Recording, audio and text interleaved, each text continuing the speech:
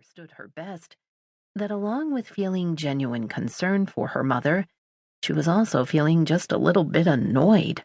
It was the Christmas season, the first one without her father, and she knew it was going to be difficult at moments, remembering all the good times they had shared, and she just hadn't expected a potential crisis with her mother on top of that emotional strain.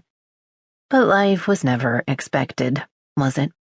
To survive, you had to adapt. Ed Gannon had always said as much. Mom told Tommy not to tell me about the electric bill, Gincy told her husband. What do you think that's about? Rick shrugged. She's embarrassed. You know how proud your mother is. Look, Gincy, you're sure you didn't pick up on something wrong the last time you talked to her? No, Gincy said, turning away from her husband. I didn't. The clanging jingle bell announced that their daughter was home, and a moment later, Tamsin joined them in the kitchen, shedding winter garments as she went. Brr, it's cold out there, she announced, as she kissed first her mother's cheek and then her father's. How was ice skating? Gincy asked, retrieving a purple mitten from the floor. Totally fun. I mean, I fell like 3 times, but no big deal. Julie fell 5 times. Rick sighed. To be young enough to bounce up from a fall on the ice. I didn't exactly bounce, Dad. I kind of crawled up. That smells awesome. What are we having?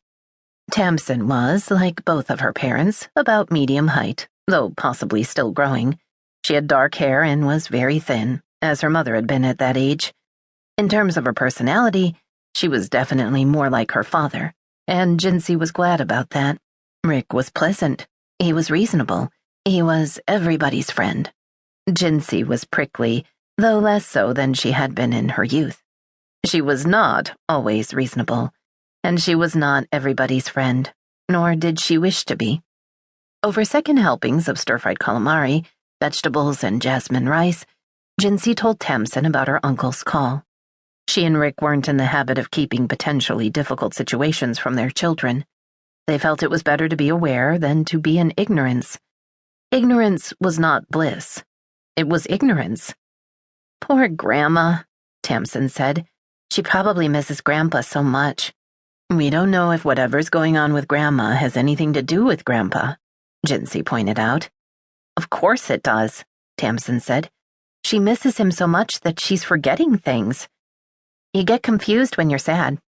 At least I always do. Mom just misses having someone around to criticize, Gincy thought. Really, she didn't know how her father had put up with it all those years. If the Gannons were Catholic, she would nominate her father for sainthood. Not that she had the least idea of how to go about doing that. Justin is coming home for Christmas, I hope, Gincy said. It was time to change the subject. Talking about her mother could ruin her appetite, and she took her appetite seriously, especially when Rick had done the cooking. Rick nodded. He'll let us know exactly when in a day or 2. He's shooting for the 23rd, but it depends on the job. The job, Gincy thought. It was more than just a job, and Justin had the MBA to prove it. He worked for a private equity group, and the fact that neither of his parents really understood what it was he did didn't matter, because Justin did understand. To say that she was proud of her stepson would be a vast understatement.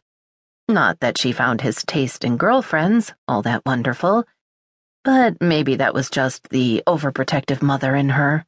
Is he still seeing that girl? What's her name? The one with the nose ring? Gincy asked. It's called a septum piercing, Mom. And no, they broke up.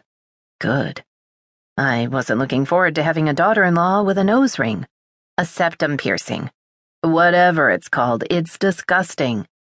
Tamsin rolled her eyes.